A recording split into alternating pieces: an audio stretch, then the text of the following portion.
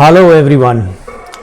पिछले वीडियो व्याख्यान में हम लोगों ने 1935 के एक्ट को 3 वीडियो में समझने की कोशिश की और काफ़ी विस्तार से उसके प्रावधान और उसके प्रभावों का अध्ययन किया। अब 1935 के अधिनियम के पश्चात भारत 1947 में आज़ाद हुआ और उस आज़ादी के पश्चात भारत के संविधान का निर्माण शुरू होता है। लेकिन इस संविधान के निर्माण से पहले भी कई महत्वपूर्ण घटनाएं घटित हुई थी, जिसमें अगस्त प्रस्ताव था, क्रिप्स मिशन था और कैबिनेट मिशन, जिसके अनुसार भारत की संविधान सभा का निर्माण हुआ था। तो हम एक एक करके अपने वीडियो व्याख्यान के माध्यम से भारत की संविधान सभा के निर्माण से पूर्व जो महत्वपूर्ण घटनाएं थी, जो खास तौर से हमने बात की अगस्त प्रस्ताव की, बात की हमने क्रिप्स मिशन की और उसके बाद में कैबिनेट मिशन की, जिसके अनुसार संविधान सभा का गठन हुआ। तो इन चीज़ों को, इन तीनों ही घटनाओं को हम एक एक करके अपने वीडियो व्याख्यान के माध्यम से समझने की कोशिश करेंगे, ताकि संविधान का निर्माण समझने से पूर्व, उसकी संरचना समझने से पूर्व इस बात की हमें जानकारी निश्चित रूप से होनी चाहिए कि किस तरह से हम संविधान सभा तक पहुँचे। तो इसी कड़ी में आज हम सबसे पहले जिस चीज़ की बात करेंगे वो है अगस्त प्रपोजल, यानी कि अगस्त प्रपोजल में क्या प्रावधान थे, किन परिस्थितियों में वो पेश किया गया, उसकी जानकारी आज के इस वीडियो व्याख्यान में हम लेने की कोशिश करेंगे। तो आज का जो हमारा विषय है वो है अगस्त प्रपोजल। अगस्त प्रपोजल क्यों आया, किन परिस्थितियों में आया, उसका उद्देश्य क्या था, क्या उसमें प्रावधान थे और उसका परिणाम क्या निकला, इन सब चीज़ों को आज के इस छोटे से लेक्चर में हम देखने और समझने की कोशिश करेंगे। तो चलिए शुरू करते हैं आज के इस वीडियो व्याख्यान को। तो देख लेते हैं हमने जो थोड़े से नोट्स बनाए हैं उसमें क्या लिखा हुआ है। 1 सितंबर को सेकेंड वर्ल्ड वॉर शुरू हुआ। ये आप सभी को विदित है कि सेकेंड वर्ल्ड वॉर जो है 1 सितंबर को शुरू हुआ, जब जर्मनी ने पोलैंड पे हमला किया। अब इस युद्ध में जो ब्रिटिश हुकूमत थी वो मित्र राष्ट्रों के साथ मिलकर लड़ रही थी, या एक तरीके से कहा जाए कि वो उनका एक नेतृत्व था उस खेमे में, और अमेरिका भी उसी खेमे में था। तो इन मित्र राष्ट्रों ने मिलकर साम्यवादी खेमे के विरुद्ध में युद्ध छेड़ दिया। तो साथ ही साथ ब्रिटिश हुकूमत ने जैसे ही हमला हुआ तो एक तरीके से ये कहना चाहिए कि भारत को भी युद्ध में शामिल एक पक्ष के रूप में यहाँ पर ब्रिटिश हुकूमत ने घोषित कर दिया, और इस तरह से युद्ध में एक पार्टी के तौर पे भारत को शामिल करना, ये जो कार्य ब्रिटिश हुकूमत के द्वारा किया गया, ये भारतीयों से बिना पूछे किया गया था।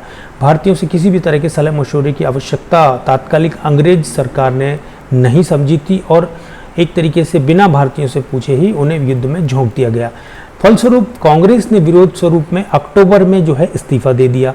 अब आपको ध्यान ये रखना है कि 1935 के अधिनियम के तहत जो 1937 में चुनाव हुए थे, उसमें से अधिकांश जो राज्य थे उनमें कांग्रेस की पूर्ण बहुमत की सरकार थी।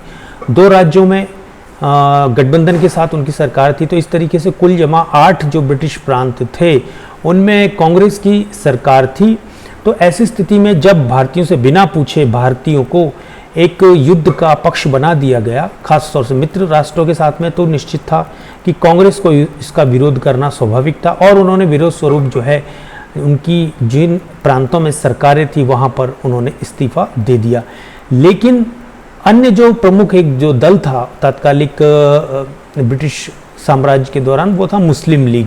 यह एक तरीके से माना जाता था, या मुस्लिम लीग का ये मानना था कि कांग्रेस जो है वो अधिकांशतः हिंदुओं का प्रतिनिधित्व करती है और मुसलमानों के हितों का उस तरह से उसके द्वारा रक्षा नहीं की जाती है, और इस हेतु इस कार्य को मुस्लिम लीग संभालती थी, या उनका ये मानना था कि मुस्लिम हितों का प्रतिनिधित्व मुस्लिम लीग के द्वारा किया जाता है।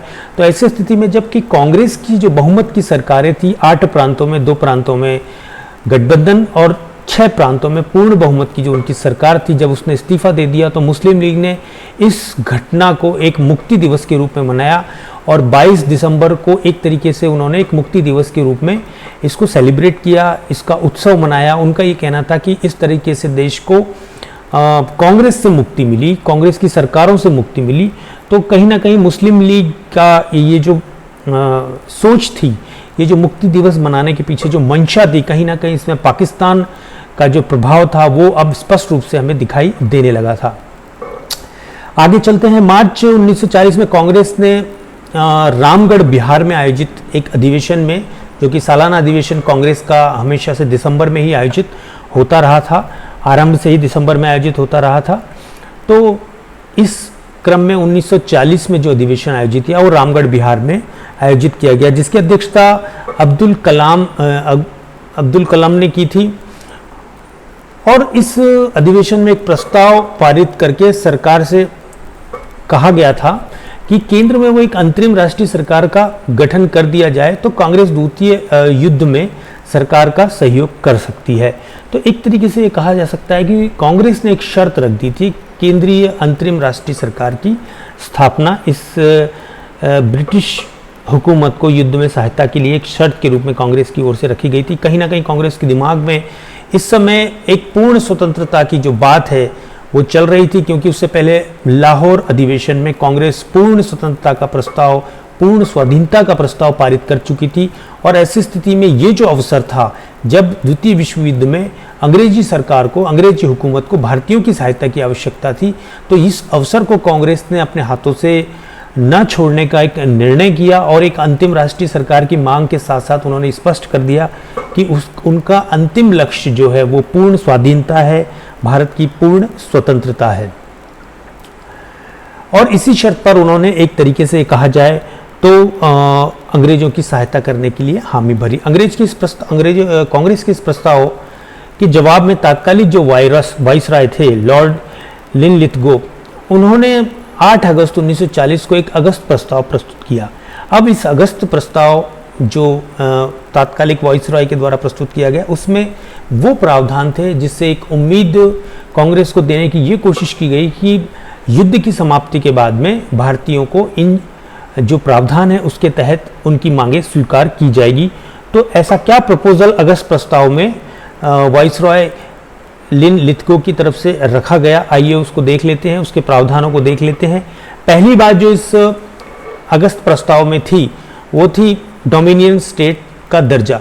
अब देखिए यहाँ पर आपको ये हमेशा ध्यान रखना चाहिए कि लाहौर प्रस्ताव यानी कि 1929 से पहले भारतीयों की जो मांग थी खासतौर से कांग्रेस के नेतृत्व में, वो भारत के लिए एक डोमिनियन स्टेट की मांग थी, एक औपनिवेशिक स्वराज्य की मांग थी, जिसके तहत अधीनता तो निश्चित रूप से ब्रिटिश हुकूमत की ही रहती, लेकिन भारतीयों को अपने मामलों में निर्णय करने की एक स्वाधीनता या स्वराज्य प्राप्त हो जाता। ये एक कॉन्सेप्ट डोमिनियन स्टेट से था, क्योंकि संप्रभु शक्ति भले ही ब्रिटिश संसद या ब्रिटिश क्राउन के पास होती, लेकिन अपने मामलों में निर्णय करने की, यानी कि एक तरह से कहा जाए तो भारतीयों को स्वयं स्थानीय स्तर पर स्वशासन करने का अधिकार एक डोमिनियन स्टेट के तहत मिल जाता है। ये मांग 1929-30 तक थी, लेकिन उसके पश्चात भारतीयों यानी कि कांग्रेस ने खास तौर से पूर्ण स्वाधीनता का जो प्रस्ताव पारित कर दिया था, तो उस स्थिति में डोमिनियन स्टेटस का जो अंग्रेजी प्रस्ताव था, जो कि अगस्त प्रस्ताव के माध्यम से भारतीयों को दिया गया था, वो उतना महत्वपूर्ण अब उन परिस्थितियों में नहीं रह गया था। दूसरी जो प्रावधान है, दूसरा जो प्रपोजल है उसको देख लेते हैं कि युद्ध के बाद एक प्रतिनिधि मूलक संविधान निर्मात्री संस्था का गठन करने का जो वायदा था, जो प्रॉमिस था, वो हमें अगस्त प्रस्ताव में देखने को मिलता है। और ये काफ़ी महत्वपूर्ण भी था। ये एक आधार एक बना जिसके आधार पर फिर आगे चलकर भारतीयों को स्वयं के संविधान निर्मात्री सभा की स्थापना करने और अपने संविधान का निर्माण करने का अधिकार मिला। तो ये काफ़ी महत्वपूर्ण था, जिसका प्रॉमिस जो है इस अगस्त प्रस्ताव में रखा गया था। तीसरे खास एक प्रावधान की बात कर लेते हैं कि वाइसराय की जो एग्जीक्यूटिव काउंसिल थी, यानी कि वाइसराय की जो कार्यकारिणी थी, उसमें भारतीय सदस्यों की संख्या में वृद्धि करने का आश्वासन भी इस अगस्त प्रस्ताव में दिया गया था। उसके पश्चात जो प्रावधान था कि एक युद्ध सलाहकार परिषद का गठन किया जाएगा, जिसके माध्यम से भारतीयों से अंग्रेजी हुकूमत युद्ध में सहायता लेगी, क्योंकि आपको इस बात का जानकारी निश्चित रूप से होगी कि द्वितीय विश्व युद्ध के दौरान ब्रिटिश हुकूमत काफ़ी बुरी तरह से घिर गई थी और ख़ासतौर से जापान जिस तरीके से आक्रामक रूप से ब्रिटिश औपनिवेशिक राज्यों के ऊपर हमला करके उन्हें अपने अधिकार क्षेत्र में लेता जा रहा था, तो ब्रिटिश हुकूमत को कहीं ना कहीं ये खतरा था कि आगे चलकर जापान, क्योंकि म्यांमार से कुछ ही दूरी पर रह गया था, और ऐसी स्थिति में उन्हें इस बात का भय था कि कहीं भारत जो है वो भी जापान के नियंत्रण में ना चला जाए या ब्रिटिश हुकूमत की जो सत्ता है भारत के ऊपर वो समाप्त ना हो जाए। तो इसी भय के अनुरूप जो है अमेरिकी सरकार ने भी ब्रिटिश हुकूमत पर दबाव डाला कि वो भारतीयों से किसी न किसी तरह के समझौते के माध्यम से युद्ध में उनकी सहायता प्राप्त करे, क्योंकि ब्रिटिश हुकूमत ने इस द्वितीय विश्व युद्ध के दौरान खासतौर से ये देखा था कि जहाँ जहाँ ब्रिटिश उपनिवेशों में स्थानीय जनता का मदद ब्रिटिश हुकूमत को नहीं मिली, वहाँ पर ब्रिटिश हुकूमत को हार का सामना करना पड़ा था। तो इसी खतरे को और इसी अनुभव को देखते हुए अंग्रेज़ सरकार उस समय जागृत थी और वो चाहती थी कि किसी न किसी रूप में, किसी न किसी प्रस्ताव के माध्यम से भारतीयों की सहायता इस युद्ध में प्राप्त की जाए, और इसी अनुरूप उन्होंने ये अगस्त प्रस्ताव भारतीयों के समक्ष पेश किया था, जिसके प्रावधान हमने देख लिए। डोमिनियन स्टेटस का वादा था, युद्ध के बाद एक संविधान मूलक संविधान निर्मात्री संस्था का निर्माण का इसमें एक वादा था, प्रॉमिस था। वाइसरॉय की कार्यकारिणी की संख्या में वृद्धि करने का भी इसमें आश्वासन दिया गया था। एक युद्ध सलाहकार परिषद के निर्माण की बात भी इस अगस्त प्रस्ताव में ब्रिटिश हुकूमत की ओर से कही गई थी। अब देखिए, ये जो सारे प्रावधान थे ये तत्काल रूप से लागू नहीं होने थे, बल्कि ये एक वादा था, एक प्रॉमिस था कि जब युद्ध समाप्त हो जाएगा और भारतीय अंग्रेजी हुकूमत की युद्ध में सहायता करेंगे, उसके पश्चात जो है भारतीयों को इसमें जो प्रावधान, जिसमें जो प्रॉमिस किया गया है उनके अनुरूप जो है कार्य किया जाएगा या उनकी मदद की जाएगी। इसी कारण जो है पंडित जवाहरलाल नेहरू ने कहा कि जिस डोमिनियन स्टेट की स्थिति पर यह प्रस्ताव आधारित है वह दरवाजे में जड़ी जंग लगी कील की तरह है। यहाँ पर देखिए, जवाहरलाल नेहरू के स्टेटमेंट से ये स्पष्ट हो जाता है कि भारतीयों को अगस्त प्रस्ताव रास नहीं आया था, और पंडित जवाहरलाल नेहरू ने स्पष्ट रूप से कह दिया था कि ये दरवाजे में जंग जड़ी हुई एक जंग लगी कील है, यानी कि इस प्रस्ताव में अब जंग लग चुका है। ये जो डोमिनियन स्टेटस का जो वादा था वो ब्रिटिश हुकूमत को बहुत पहले ही पूर्ण कर देना चाहिए था। आज की तारीख में तात्कालिक परिस्थितियों में जब ब्रिटिश हुकूमत को, अंग्रेजी हुकूमत को भारतीयों की सहायता की आवश्यकता है, ऐसी स्थिति में डोमिनियन स्टेटस का वादा भारतीयों के लिए और कांग्रेस के लिए कोई महत्व नहीं रखता। इसीलिए उन्होंने इसको एक जंग लगी हुई कील की तरह संबोधित किया और इस तरह से अगस्त प्रस्ताव को खारिज कर दिया।